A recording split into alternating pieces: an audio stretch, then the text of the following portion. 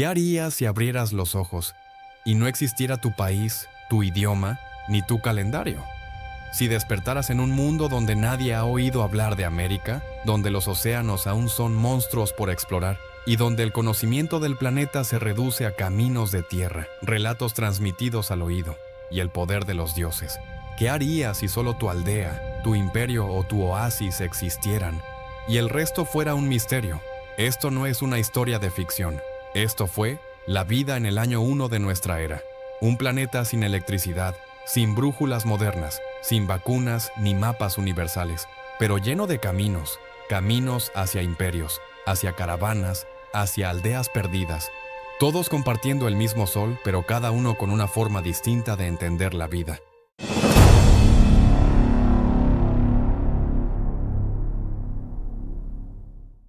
En el año 1 después de Cristo, lo que hoy llamamos el mundo estaba fracturado en civilizaciones aisladas, y sin embargo, muchos ya comerciaban a través de rutas asombrosas. En Roma, el emperador Augusto consolidaba el poder con pan y espectáculos para las masas. En Judea, caravanas de mercaderes y peregrinos surcaban los desiertos rumbo a Jerusalén, bajo la vigilancia de legiones romanas. En el lejano oriente, la dinastía Han gobernaba con sabiduría confuciana y canales navegables.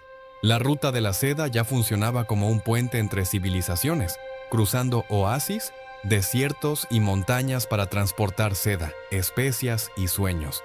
Y en Mesoamérica, pueblos como los olmecas y mayas vivían al ritmo del maíz, el jade y el juego ritual, sin saber que existía un imperio del otro lado del mundo. Cada cultura tenía su calendario, su diosa madre, su forma de enterrar a los muertos. Y sin embargo, todos miraban al cielo en busca de respuestas. Todos temían al hambre, todos soñaban con la protección de los dioses.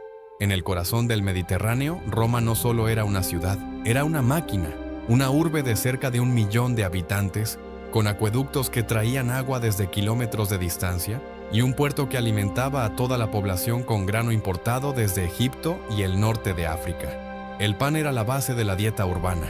Cada ciudadano podía recibir una ración gratuita diaria de trigo que, al hornearse, aportaba unas 900 calorías. El pan era política, pan era control, era sobrevivencia, pero no bastaba con llenar el estómago. También había que entretener al pueblo.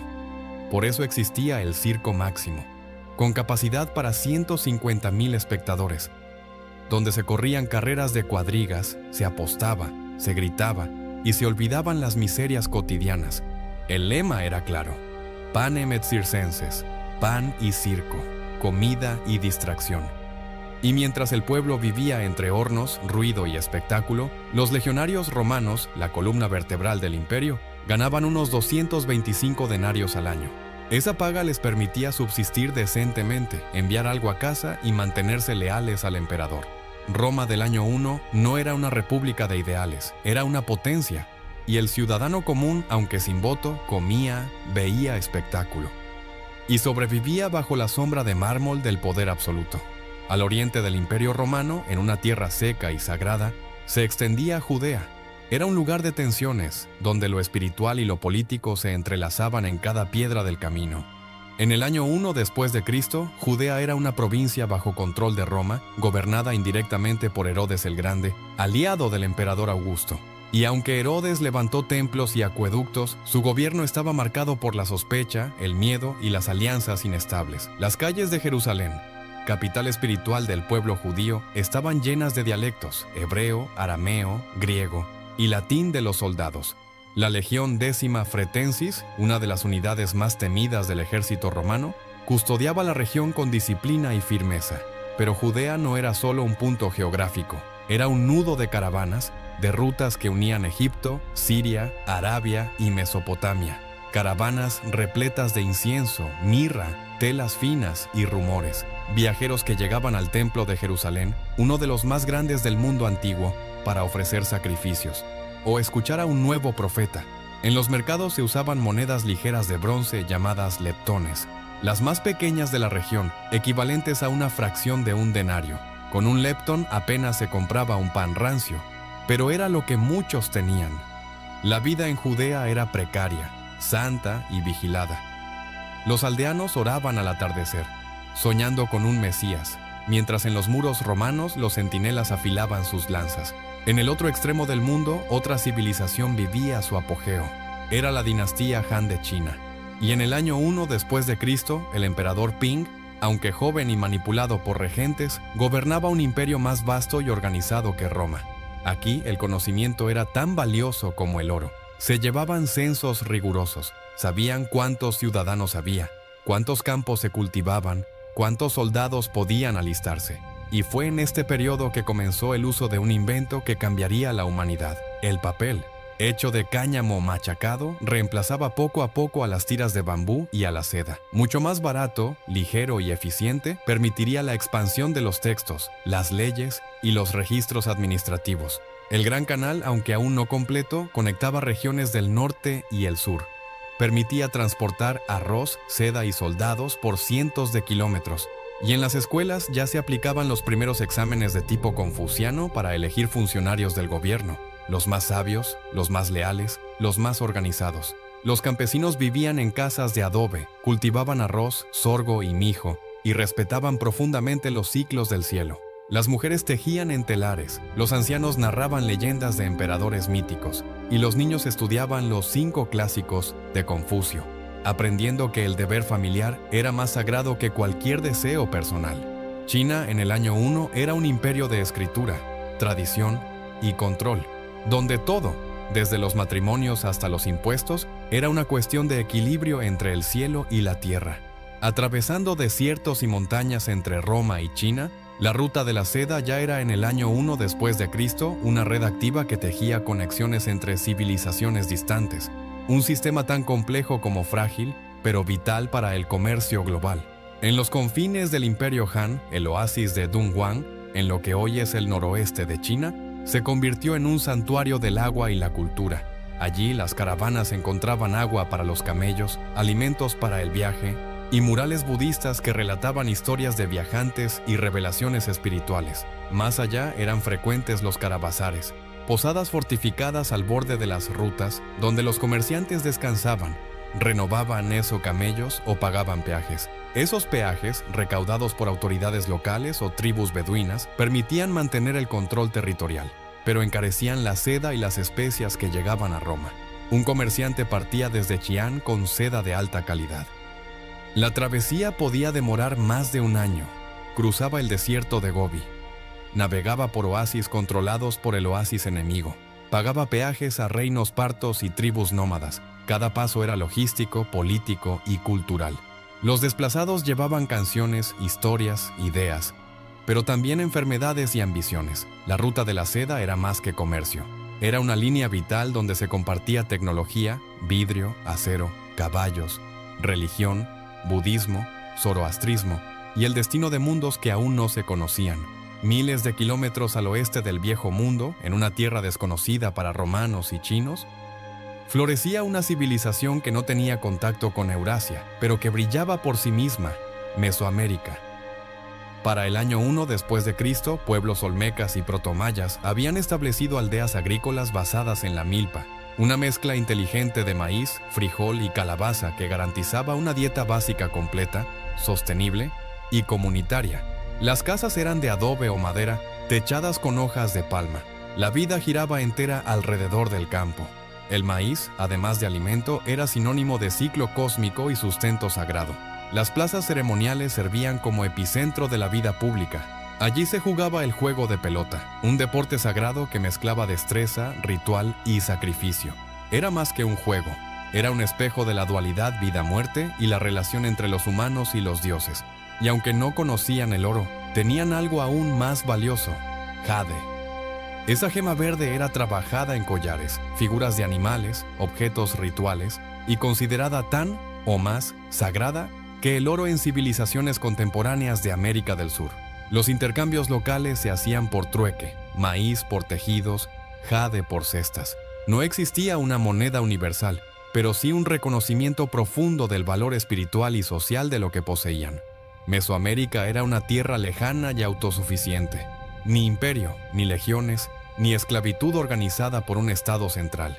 Era una red de aldeas vivas, conectadas por caminos de tierra, historias compartidas, y el eco de los tambores y el jade bajo el sol.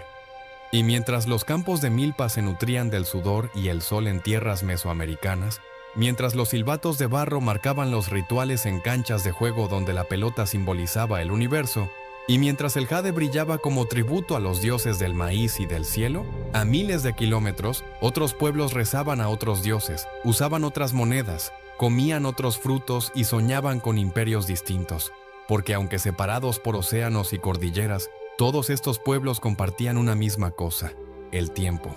Era el mismo sol, el mismo año, el mismo planeta. Y sin embargo, la vida cotidiana era radicalmente distinta. Ahora pongámoslo frente a frente. ¿Cómo era realmente el mundo en el año 1 después de Cristo? Si lo comparamos en frío, veámoslo en cifras, en creencias, en costumbres. Imagina que tienes un mapa desplegado frente a ti. Un dedo señala Roma, otro Judea, uno más apunta hacia China y otro desciende hacia Mesoamérica. El año es el mismo, el sol brilla sobre todos. Pero la vida en cada rincón del mundo es completamente distinta.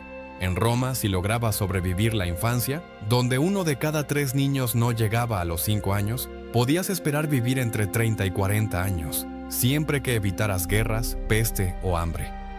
Un legionario afortunado, bien alimentado, podía alcanzar los 50. En China, los registros del Imperio Han sugieren cifras similares.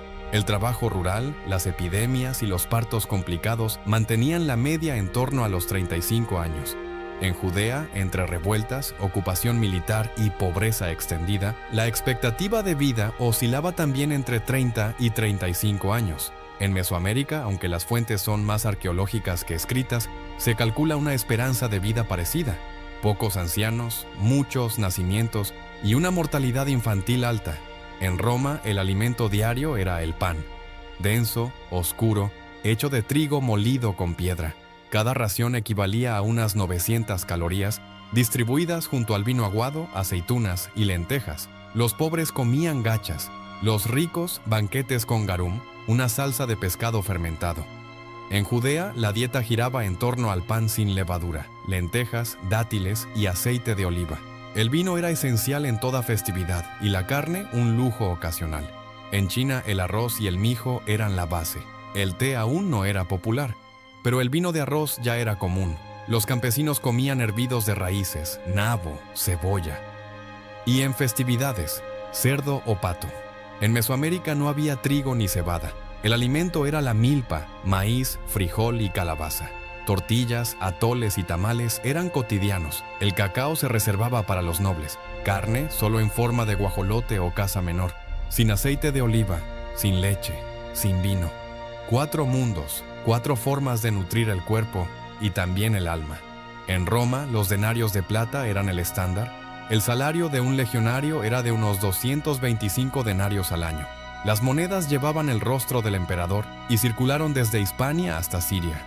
En Judea, aunque se aceptaban monedas romanas, el lepton, una pequeña moneda de cobre, se usaba en el día a día. Era la moneda de la viuda, mencionada incluso en los evangelios. Humilde, pero símbolo de fe. En China, las monedas eran redondas, con un agujero cuadrado en el centro para ensartarlas en cuerdas. El cobre predominaba, pero los comerciantes ricos operaban también con lingotes y contratos de grano. En Mesoamérica no existía moneda metálica. El cacao, sí, los granos de chocolate, servía como unidad de intercambio. También se valoraban plumas de quetzal, piedras de obsidiana, cuentas de jade. El dinero no era universal, pero el intercambio sí, porque donde hay humanidad hay comercio. En Roma los dioses eran muchos: Júpiter, Marte, Venus. El culto imperial convivía con prácticas locales y los misterios de Mitra, Isis o Cibeles comenzaban a ganar terreno. En Judea, el monoteísmo marcaba diferencia. Yahvé era el único Dios, y su templo en Jerusalén, el corazón del mundo judío. Allí se ofrecían sacrificios, se leían los rollos, se debatía sobre la ley. En China, el confucianismo guiaba la moral pública, el respeto al emperador, la familia y la tradición. Pero también había taoísmo, culto a los ancestros y prácticas chamánicas en zonas rurales.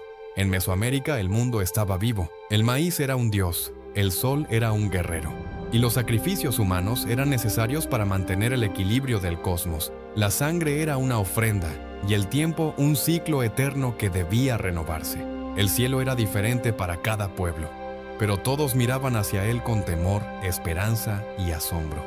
Imagina por un momento que todo esto que escuchaste sucede en un solo día, que el pan romano te alimenta por la mañana, que por la tarde rezas en un templo judío, jurando fe en una sola ley, que al caer la noche ayudas a cargar cargas en el Gran Canal de China. O tal vez duermes bajo las estrellas junto a una caravana en la Ruta de la Seda. Tal vez tus últimos pensamientos son sobre tus hijos en una aldea mesoamericana, donde las piedras de jade indican quién tendrás que honrar al amanecer. Todos estos mundos existieron exactamente al mismo tiempo. Gente nacía, amaba, trabajaba, temía, moría. En las mismas lunas. Un planeta sin Google, sin ferrocarril, sin teléfonos. Pero con imperios, dioses y caravanas que marcaban el ritmo de la historia. Hoy somos hijos, directos o indirectos, de quienes vivieron con esperanza entre el pan y la pozo de guerra o sacrificio, de quienes construyeron murallas, zambas, canales y caminos de tierra. Entender esa vida compartida nos hace más grandes, más conscientes de nuestro origen, más conectados con el pasado, más respetuosos con aquellos que vivieron siglos antes, pero que eran en esencia como nosotros. Si este viaje te ha hecho sentir cerca de gente que vivió bajo distintos cielos, suscríbete a Back en el Tiempo para explorar juntos cómo era vivir en Pompeya antes de la erupción, en la América precolombina antes del contacto europeo y frente a frente con personajes olvidados, pero eternamente humanos. Déjame en los comentarios, ¿cuál de estos imperios te gustaría visitar en detalle? ¿Prefieres que contemos las historias personales de un legionario romano, una madre en la Ruta de la Seda o un sacerdote maya? ¿O quieres que viajemos a lugares poco documentados pero llenos de vida? Nos vemos muy pronto en el próximo capítulo. Y recuerda, comprender nuestro pasado no cambió el mundo, lo salva todos los días.